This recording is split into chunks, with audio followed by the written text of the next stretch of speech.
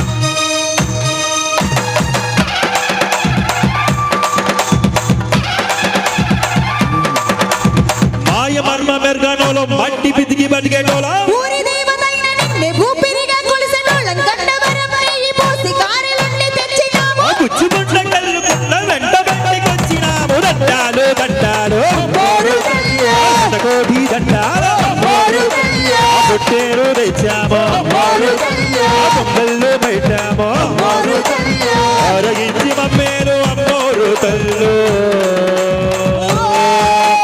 దండాలు దండాలు శతకోటి దండాలు పుట్టేరు తెచ్చాము పేరు అమ్మో